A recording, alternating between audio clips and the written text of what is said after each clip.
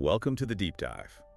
Today we're tackling a conflict that, honestly, for far too long has been shrouded in, well, silence and a fair bit of political denial. That's right, we're talking about the Sino-Indian War of 1962. Exactly, and we're diving into sources today that promise a much more, shall we say, brutally honest look at it. It's about stripping away those political fig leaves, To really understand not just the battlefield losses, but the deeper strategic and, frankly, political blunders that set the whole thing up for disaster. It really is a deep dive into a kind of institutional paralysis, isn't it? It is. It's looking at how political ego, maybe political hubris, just consistently overruled professional military advice at almost every turn. And the source material we're using is compelling precisely because it puts that raw human cost right next to the disastrous decisions coming from the top. Absolutely. You see the consequences reflected in individual lives. And we actually start there, with that human cost, years after the conflict ended.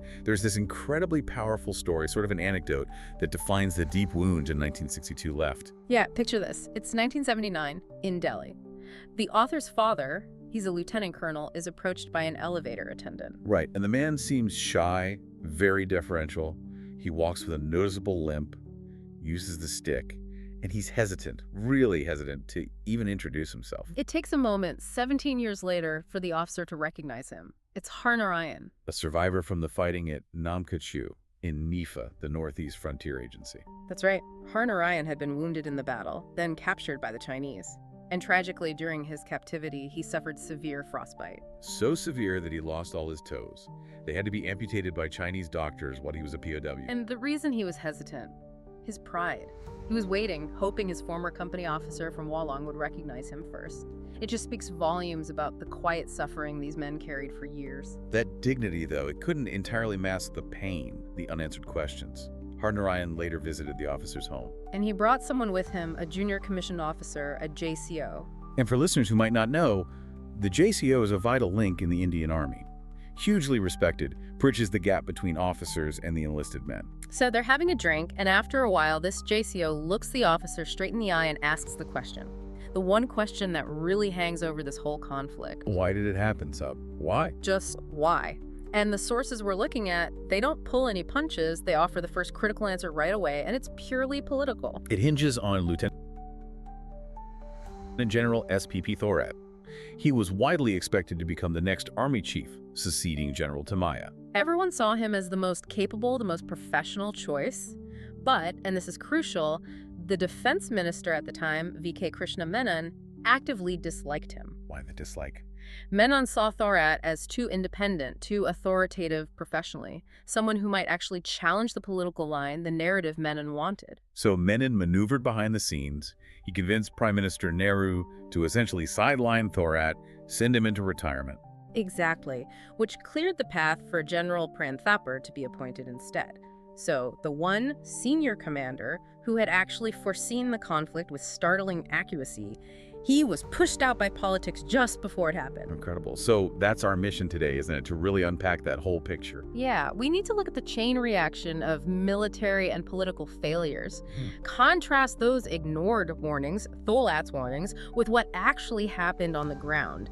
The operational nightmare troops faced in both NEFA, the east, and Ladakh in the west. We need to understand the root cause, not just the symptoms. Right, because this disaster in '62, it didn't just materialize out of thin air. No, you have to go back, way back. Understand the century of fuzziness around India's northern border. And that starts with Tibet. Absolutely. The sources really stressed Tibet's historical role. It was seen as this vital buffer state. By whom? Well, multiple players, actually. For the British Empire, Tibet was the shield against Russian expansionism towards India. But at the same time, going back even further to the 18th century, the Chinese King Emperor Kangxi also saw Tibet as a buffer. For him, it was protection against potentially troublesome regions in western China like Sichuan and Yunnan. So a kind of delicate balance existed, a sort of passive Chinese influence. Exactly, a loose protectorate. But China was first really pulled into direct, forceful contact with the Indian subcontinent, not through wanting to expand, but actually in defense. When was this? Late 18th century. It was the second Gorkha invasion of Tibet in 1791. The Gorkhas from Nepal. Yes. They invaded Tibet, mainly attracted by the wealth supposedly held in the monasteries. The Dalai Lama sent desperate appeals to the king-emperor in Peking. And the emperor responded. Massively. A huge king army, maybe 10,000 strong, was dispatched. They didn't just repel the Gorkhas, they chased them aggressively back deep into Nepal. Wow. Yeah, they apparently got within about 30 kilometers of Kathmandu itself. This forced the Gorkhas to surrender, sue for peace, and even agree to pay tribute to Peking. So that set a precedent then. Direct Chinese military involvement right up to India's sphere of influence. Precisely. It established that historical connection, that capability, which brings us forward to the modern boundary dispute and the McMahon Line. And the sources point to a major British diplomatic fumble here, don't they? After the Simla Convention in 1914. They do. The British failed to publicly announce, to properly publicize and delineate the agreement and the line itself. They kept the details somewhat under wraps. What were the consequences of that secrecy? Long term, it gave the Chinese government, later on, the ammunition to question the line's validity. They could argue it was a secret deal forced on a weak Tibet. And this political hesitation was made worse by the situation on the ground, wasn't it? Particularly around Tawang. Yes, the Tawang salient. Geographically, the 1913-14 survey placed it south of the McMahon Line, so technically in India. But the British didn't fully assert control. Why not? Because Tawang was unique. It was the only area south of the line where Tibetan authorities actually administered a non-Tibetan population, the Monpa people. Okay. And the British Indian government, always, super sensitive about upsetting Peking, basically just let it slide.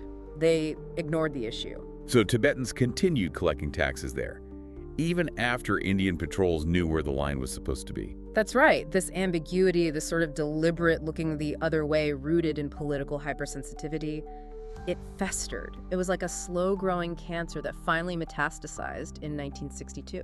So you've got this vague border situation, a legacy of secrecy. That's the political backdrop. Now let's bring it back to the military side, and specifically to Lieutenant General Thorat, the man whose warning was crystal clear. Astonishingly clear. He was the Eastern Army commander. He visited the battalion stationed at Wowlong in early 1960. And what did you say? He told the officers there, including a Lieutenant Colonel Maha Singh Rik, quite categorically, the source says, "You have 3 years. The Chinese will come down this axis in October, November 1962. They will definitely come." Wow, not just a general warning, but a specific axis and time frame. Exactly. This wasn't some vague hunch. It was a professional military assessment, a prediction. And he didn't just predict it, he planned for it. Exercise Lal Kila, March 1960. We really need to understand the thinking behind this plan, because rejecting it was, well, catastrophic. Absolutely. Lal Kila wasn't just an exercise, it was a comprehensive strategic blueprint. It acknowledged the scale of the Chinese threat and proposed a realistic, layered defense. What was the core idea? Thorat understood you couldn't realistically hold every single isolated forward post high in the Himalayas. It was logistically impossible. His philosophy was defense in depth. Meaning India had to be prepared to accept some initial Chinese penetration into border areas, let them stretch their supply lines, then stabilize the front line on ground that India could reliably supply and defend, and from that strong line, systematically push the enemy back. Okay, so tell us about those defensive tiers, and importantly, what did that main defensive line, the Thorat line, actually require? What was the cost the politicians balked at? Right. The 3 tiers were designed to play to India's strengths once the Chinese were overextended. Tier 1 was a light screen. Who would man that? Troops like the Assam Rifles or Border Police. Their job wasn't to make a stand. It was to observe, delay slightly, harass the Chinese supply lines as they fell back. Basically, be the eyes and ears. Okay, Tier 1 screen. Tier 2. Tier 2 involved intermediate positions designed for limited delaying actions, buying time for the main force. And Tier 3, the main line. That was the Thorat line itself, planned along defensible high ground that linked places like Tawang, Omdila, Zero, Dapariho. The absolute key factor was choosing locations with sustainable supply lines running up from the plains. Roads that could be built, maintained, and protected. And what resources did Thorat estimate this would take? Significant resources. Major investment in mountain infrastructure dedicated road building was essential, pre-positioning huge stockpiles of ammunition, rations, fuel enough for at least 2 months of fighting, and crucially, deploying at least 2 full-strength, properly equipped mountain divisions. We're talking maybe 26,000 to 30,000 troops. Roughly, yes. And critically equipped for high-altitude warfare. Proper gear, not the standard-issue cotton uniforms they ended up with. So, a detailed, professional, realistic plan. backed by the army chief at the time, General Tamaya. What happened? Ignored, just completely ignored by the political leadership. Why? The cost? Partly the cost, yes, but also the political implications. The idea that India might have to temporarily yield some border territory, even for a much stronger ultimate defense, was just unacceptable to Krishna Menon and Nehru. It didn't fit the political narrative. So instead of Thorat's plan? Instead, the sources say arbitrary decisions with little or no military logic took over. The priority became the political optics, this idea of holding every inch of claimed land, no matter how remote or indefensible or impossible to supply it was. Which leads directly to the rise of politically favored officers, and the most infamous example is Lieutenant General B.M.B.G. Kaul. Oh, yes, Kaul. His career, as the sources really hammer home, was notable for its almost complete lack of actual combat command experience. How could that happen? Well, early on, he actually volunteered to transfer out of the infantry and into the Army Supply Corps.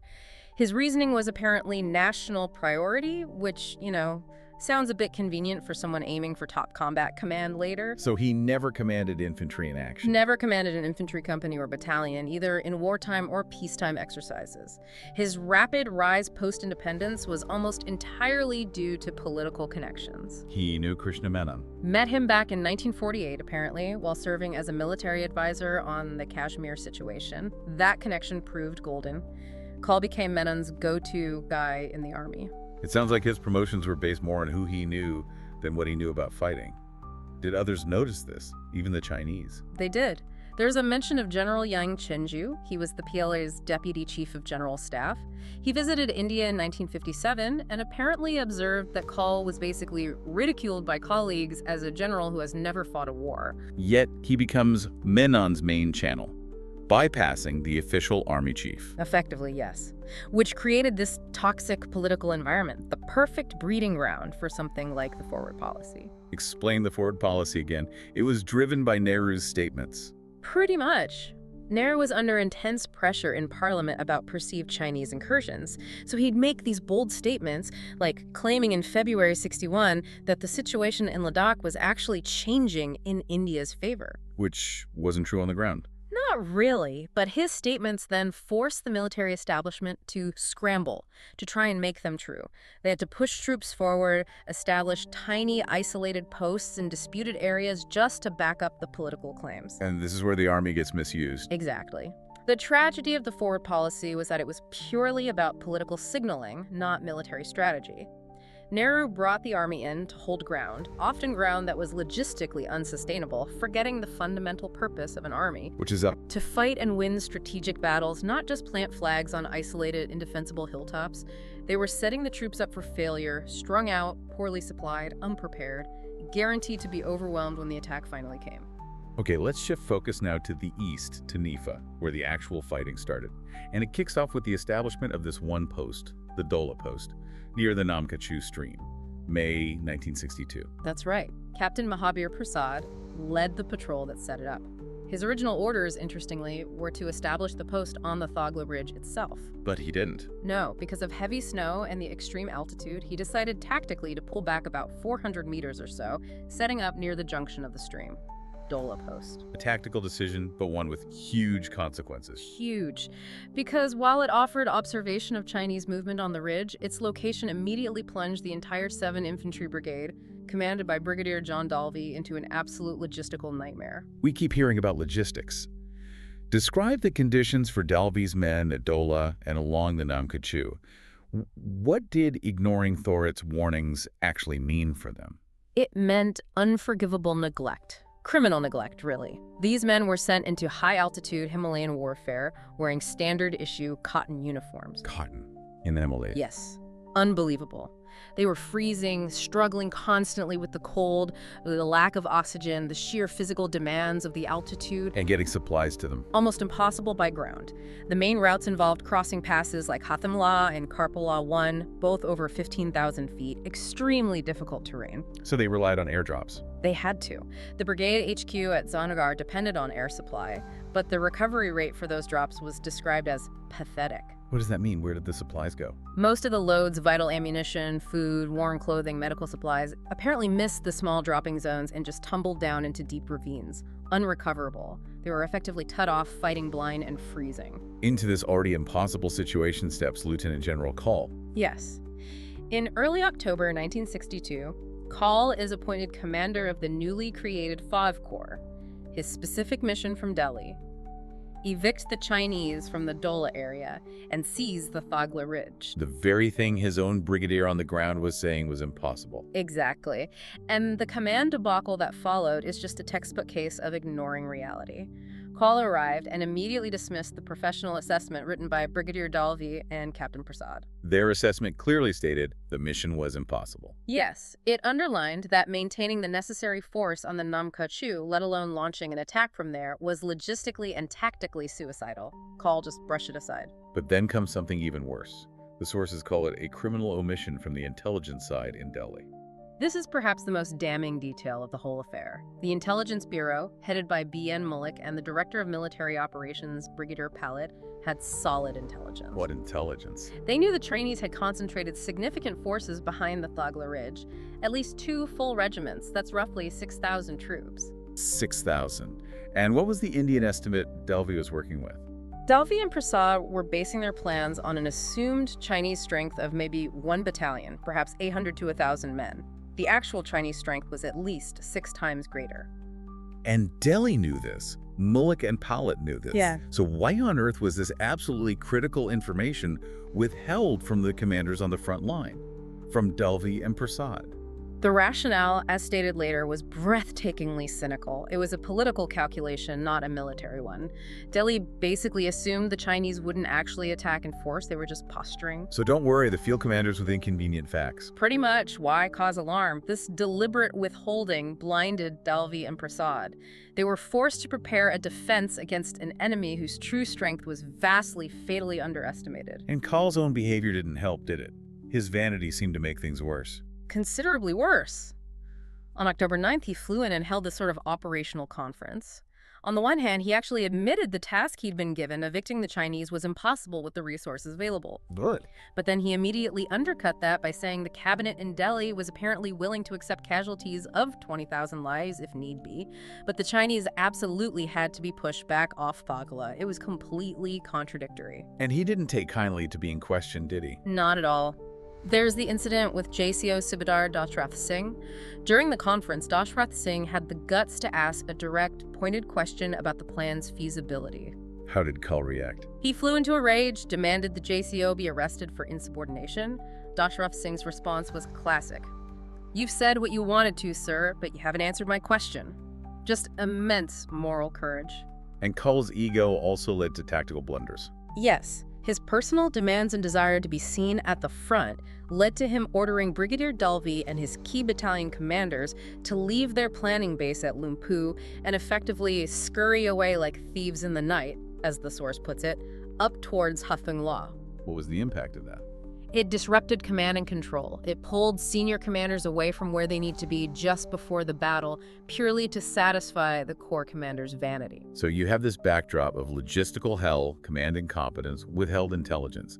Yet, when the Chinese attack finally came on October 20th, the Battle of Nam Kha-Chu saw incredible acts of bravery. The courage of the individual soldiers and junior leaders is the stark, tragic contrast to the chaos from the top. It's the only redeeming feature, if you can call it that. Like Subedar Dashrath Singh, the JCO who questioned Kaul. The very same. During the massive Chinese assault, he was fatally wounded early on. But even as he was dying, he rallied his few remaining men, directed them to a slightly better defensive position, a small bump about 140 meters higher up, and kept them fighting. He established a brief, defiant stand until he was killed. And Major B.K. Pant. His defense is legendary. Pant commanded a company position. He was hit badly in the leg quite early in the fighting, but he refused evacuation. He kept moving, kept shouting encouragement, kept directing fire. The sources say his men rose to superhuman heights. Yes, inspired by him, they actually managed to break up the 4th major wave of the Chinese attack on their position. The Chinese realized he was the key, the linchpin, and concentrated overwhelming fire on him until he finally succumbed to multiple wounds, apparently still urging his men to fight on. Just unbelievable courage, and the command post itself at Bridge 4, the Chinese called it Kaul.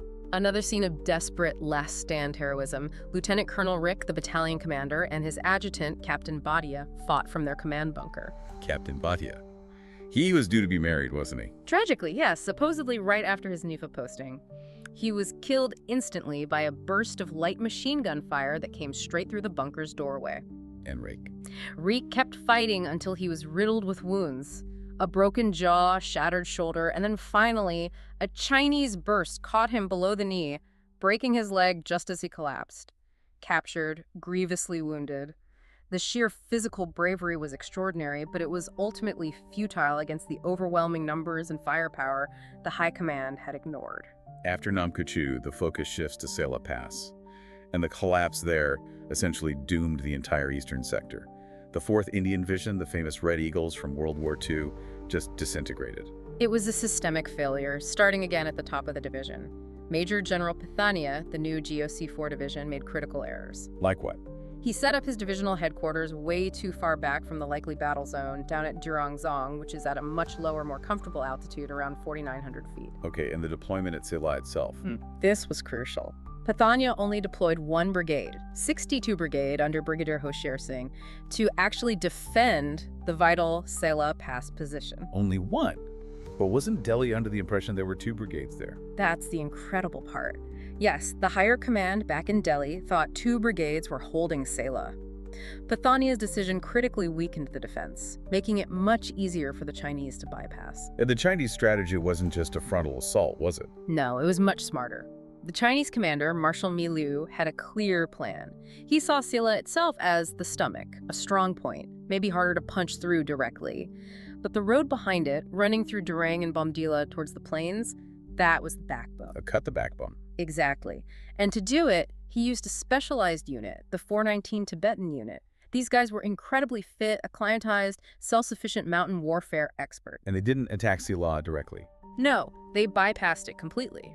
They used incredibly difficult alternate mountain routes through places like Pashingla Pass and down the Maigo Valley to get behind the main Indian position at Sela and cut the road, trap the entire division. And once that road was cut? Total chaos. Panic seemed to set in at the divisional level. There are accounts of Brigadier Hoshir Singh at Sela being absolutely furious because one of his key battalions, 2 Sikh light infantry, was ordered to withdraw prematurely from a vital flanking position. Which doomed the next unit. It sealed the fate of 4 Sikh light infantry holding the main pass. Once their flank was open, they were overwhelmed. The whole defensive structure just imploded. And the result for 4 division? Annihilation. The entire division, a formation with a storied history, effectively ceased to exist as a fighting force within about 36 hours of the main Chinese attack commencing on Sela. Units scattered, command broke down, it was a total rout. And inevitably, after a disaster like this, the political leadership needed someone to blame. A scapegoat. Yes, and the man chosen was Major General Niranjan Prasad, who had commanded the division during the initial Namkuchu phase before Pithania took over. On what grounds was he sacked? Officially, on grounds of cowardice. Okay. But the sources are really clear on this point.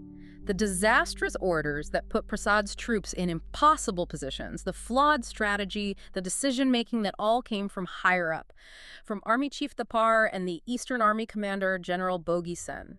So Prasad took the fall. He became the convenient scapegoat. Sacking him allowed the government and the highest levels of the Army Command to deflect blame for a catastrophe that was fundamentally rooted in their own political interference, poor planning, and arbitrary command decisions made far from the front line. Okay, so NEFA in the east was a story of command failure leading to collapse. But if we shift to the western sector, Ladakh, the picture is, well, different. The fighting was just as fierce, maybe even harsher conditions, but the command climate feels distinct. It really does. And the key difference seems to come down to leadership accountability and, frankly, physical presence. The commanders in the West seemed more grounded in reality. Who are we talking about here? Western Command was under General Dale Singh, and under him, ex-V Corps was commanded by Lieutenant General Bikram Singh. He had this nickname, the Havildar Major, apparently because he was obsessed with discipline, detail, and knowing the ground. How did that translate practically? Unlike the higher commanders in the East who seemed reluctant to visit the front, Dale Singh and Bikram Singh actually made the effort. They personally trekked out to some of the most remote, high-altitude, and frankly forbidding posts, places like Razanla Pass and Dalat Beg Oldi, or DBO. Just getting there must have been an ordeal. What's the terrain like in Ladakh? It's brutal, often described as a moonscape. High-altitude desert, incredibly barren, windswept. DBO sits at a punishing 16,000 feet. The source of the Galwan River is near 19,000 feet, just incredibly harsh. So the commanders physically went there, saw the conditions, understood the logistical challenges firsthand. It seems so. They backed their officers who were dealing with this reality. And perhaps because of that, while the fighting was savage and losses were heavy, the formations in Ladakh generally held together better. They established these forward pickets that fought back with incredible determination. Like in the Galwan Valley. The sources mention the Chinese were actually surprised there. They were. This was earlier, around May-June 1962. Charlie Company of the 1st Battalion, 8th Gorkha Rifles, established a forward defensive locality, the Galwan FDL. And the Chinese walked into it? Essentially, yes. A Chinese patrol moving forward in an area they perhaps assumed was unoccupied ran smack into this well-dug-in, organized Gorkha position. It completely stopped their creeping forward tactic in that sector. How did the Chinese react? They had to send an official protest note to Delhi. They claimed India was attempting to cut off one of their posts. It actually demonstrates how effective that Gorkha position was in asserting Indian presence. Then there was another crucial small unit action at Nula Junction. Strategically important. Very important, yes. It was a small section initially under Naib Subedar Kanya Lal, later reinforced. On October 22nd, they held off repeated Chinese attacks all day long. Why was holding that junction so vital? Because it physically blocked the Chinese from spilling down into the wider Changshanmo Valley. If Nula Junction had fallen quickly, the Chinese could have potentially rolled up other positions.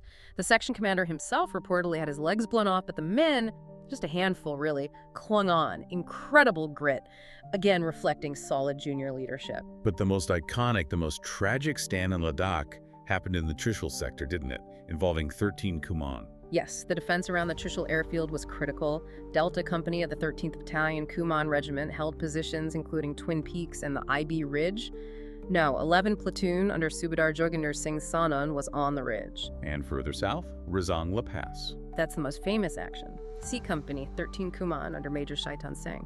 The battle there on November 18th is just legendary for its stoic resistance, as the sources put it. How many men? What happened? There were about 120 men in the company. They faced overwhelming odds, multiple waves of Chinese attacks and freezing conditions. The sources state 114 men were killed. The evidence found later suggested almost every single man fought literally to the last round and the last breath. Did they inflict casualties on the Chinese? Oh yes, disproportionately heavy casualties.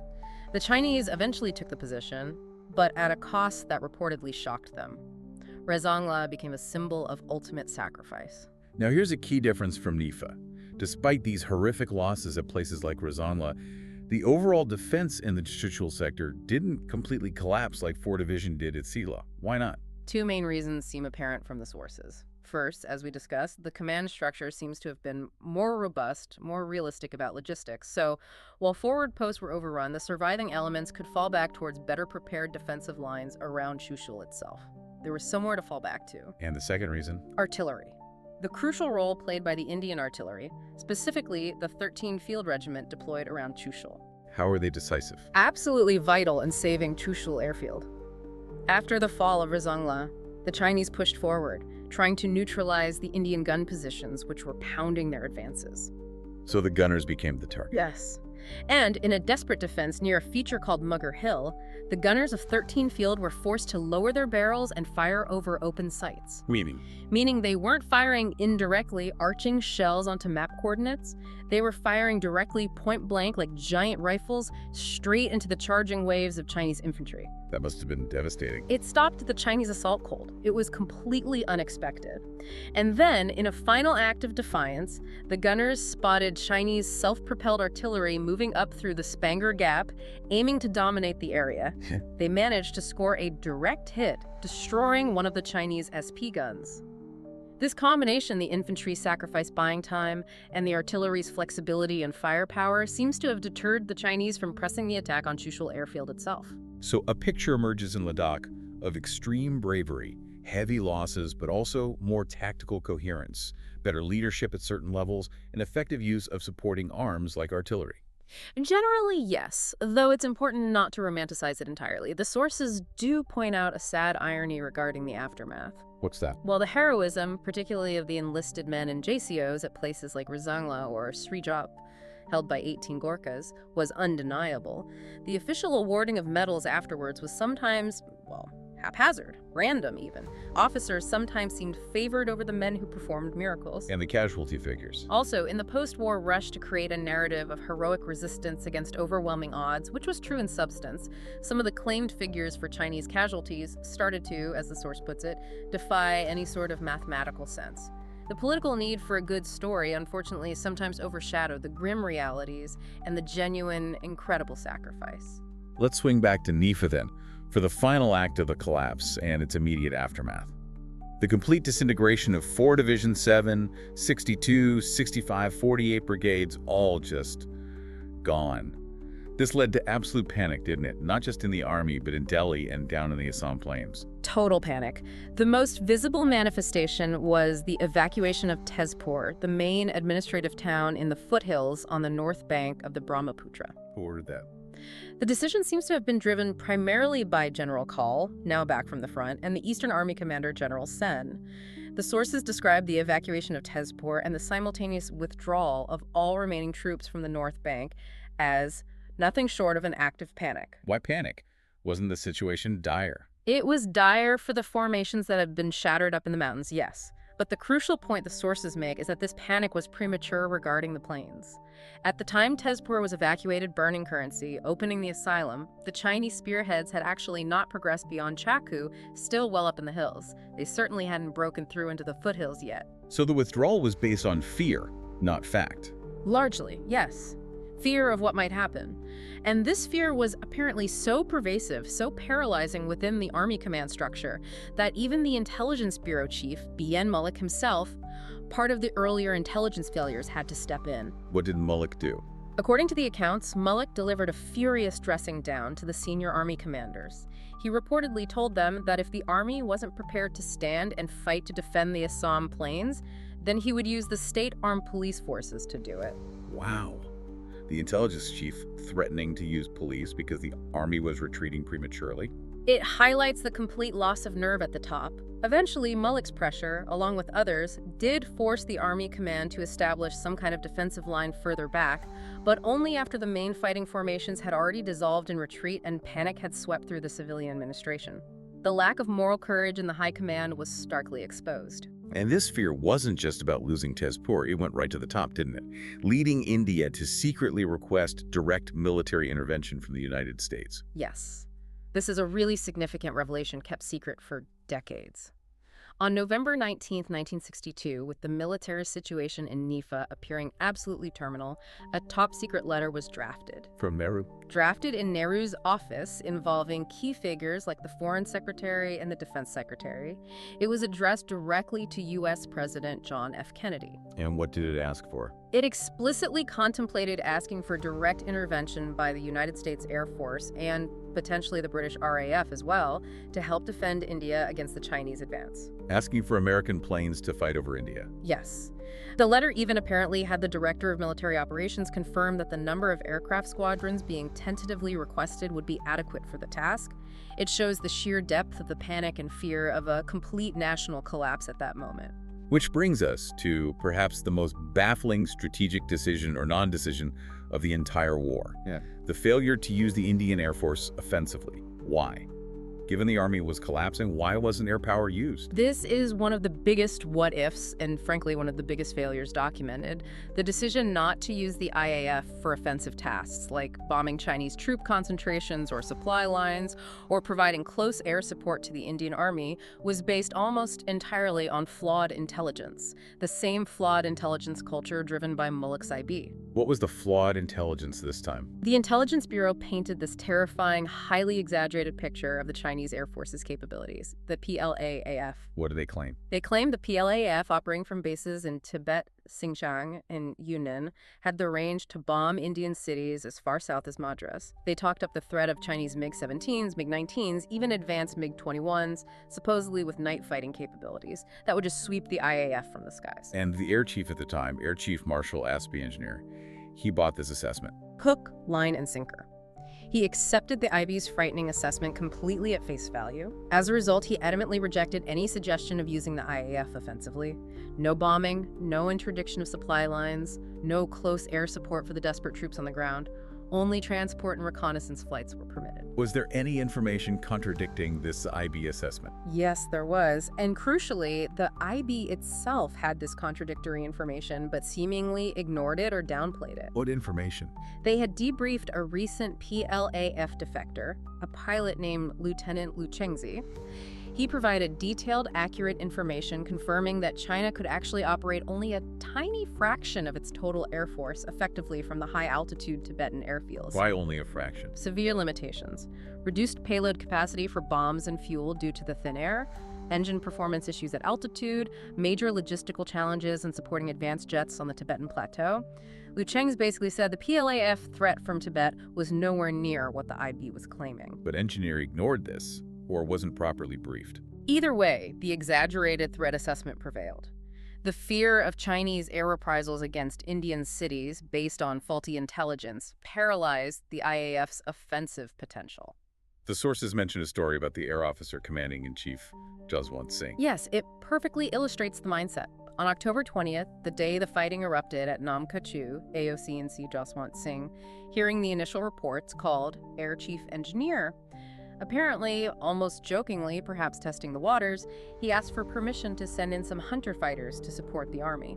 And engineer's reaction. An absolute explosion on the other end of the line, according to the account. A furious refusal. It just shows the total clampdown, the institutional failure to think critically or adapt. A decision based on bad intelligence and fear of escalation was rigidly enforced, depriving the army of air support that might have made a difference in key moments. The intelligence tail was definitely wagging the military dog. So the war ends with a unilateral Chinese ceasefire and withdrawal. Afterwards, the Indian Army did commission an internal inquiry, didn't it? The Henderson-Brooks-Bagat report. Yes, Army headquarters commissioned it. It was meant to be a detailed, professional study of what went wrong. Lieutenant General Henderson Brooks and Brigadier P.S. Bagat conducted it. But its scope was limited from the start. Critically limited, yes. Its official mandate restricted it only to examining the military reasons for the defeat of the newly raised Army Corps in NEFA. What was it not allowed to look into? It was explicitly forbidden from investigating the role of the Ministry of Defense, the failures of the political leadership Nehru, Menon, or the actions and decisions taken at Army headquarters itself by the then chief. It could only look downwards, at the field formations. So it couldn't address the root causes in Delhi. Exactly. And even with its limited scope, the new defense minister, Y.B. Chavan, who replaced Menon, ensured the report was immediately classified as top secret upon completion. Why classify it? To bury it. By classifying it, Chavan prevented any public discussion or parliamentary scrutiny of even the limited military failures the report might have detailed. It allowed the government to control the narrative completely. And how did Chavan frame the defeat publicly? In a subsequent address to Parliament, Chavan very skillfully placed the blame squarely and solely on the shoulders of the military commanders in the field. He attributed the entire debacle to their alleged failure and to the tactical mishandling of troops on the ground. A successful political maneuver. Absolutely. It successfully diverted all criticism away from the political decisions, the forward policy, the intelligence failures, the logistical neglect, all the systemic issues originating from the government. The buck stopped conveniently with the sacked generals like Prasad and the defeated units. The political mistakes at the very top were effectively whitewashed from the official record. Finally, there's a truly grim aspect that the sources bring up, the violence that occurred after the ceasefire was declared on November 21st. Yes, this is deeply disturbing. The sources reveal evidence suggesting that after the ceasefire, Chinese field commanders actually gave specific orders to their troops to stop taking Indian prisoners of war. Stop taking prisoners. What was the objective? The stated aim, according to some accounts like Major Sitaram Jory's, was deliberately to terrorize the rest of India. to inflict maximum humiliation and trauma, to embed a sense of Chinese military supremacy deep into the Indian psyche. Jari even estimated that the number of Indian soldiers killed after the ceasefire might have been greater than those killed during the main fighting phases. So this wasn't just isolated incidents, it was policy. It appears to have been systematic in certain areas, particularly during the mopping up operations as the Chinese prepared to withdraw. There are accounts of Chinese troops systematically bayoneting wounded Indian soldiers who couldn't retreat. And the sources mention a specific incident involving a Colonel Avesty. Yes, a particularly chilling example. Colonel Adesty and his entire group, about 168 men, were apparently surrounded and captured near a place called La Galagompa after the ceasefire had taken effect. Instead of being treated as POWs, they were reportedly executed in cold blood. It adds another layer of brutality and tragedy to the entire conflict defeat, compounded by deliberate post-conflict atrocities. So, as we wrap up this deep dive, it's just overwhelmingly clear, isn't it? The defeat in 1962 wasn't just a military loss. It was a catastrophic consequence of political arrogance, deep strategic errors, and a fundamental, almost willful neglect of logistics. Absolutely. The system failed long before the first shot was fired, really. The soldier on the front line was the last link in a chain of failures that began right at the top. The key themes just jump out from the sources. You have the political leadership actively ignoring sound, professional, even prophetic military advice from people like General Thorat. Right. Prioritizing political appearances, holding every inch over a realistic, sustainable defense strategy. And that failure compounded by elevating politically connected officers like Kaul, who lacked the core experience and seemed more focused on political signaling than military realities. Which led directly to disastrous policies like the forward policies, stretching the army thin, leaving it undersupplied and vulnerable. And then, amidst all this systemic failure, you see these moments of just unbelievable raw courage from the troops on the ground. The Gorkhas at Galwan, the Kumaunis at Rizangla, the Rajputs and Sikhs at Namkachu, men fighting literally to the last man in impossible conditions. Let down, ultimately, by commanders higher up who, as the sources suggest, sometimes froze or panicked when decisive leadership was needed most. And that brings us back to that quote from Brigadier Dalvi, the captured commander of 7 Brigade. His reflection after the war was, "It takes more courage to appear a coward than risk being killed." What do you think he meant by that? I think he was reflecting on the immense pressure to obey orders, even suicidal ones. The true lesson, perhaps, wasn't about physical courage. The soldiers had that in abundance. It was about the lack of moral courage higher up the chain, the courage to say, no, this order is impossible, it will destroy my men. The soldiers paid the ultimate physical price for a failure rooted in that lack of moral courage at the very top. Precisely. The Har Narayans, the Major Pants, the Colonel Ricks, they bore the cost. So reflecting on everything we've discussed, the ignored warnings, Thorat sidelined, the forward policy disaster, the withheld intelligence, the classified report, the scapegoating it really forces you to ask a fundamental question. We'll leave this with you, the listener, as a final thought. If professional military judgment, if hard logistical facts can be so easily overridden by political ego and short-term political needs, what specific, concrete, systemic changes does a democracy need to implement? How can you ensure that planning for national defense is genuinely insulated, protected from partisan politics and the desire for grandstanding? How do you actually build a system where professional military truth consistently prevails over political convenience when national security is at stake? A tough question with no easy answers. Indeed. That's our deep dive for today. As always, we encourage you to keep reading, keep learning, and keep asking why.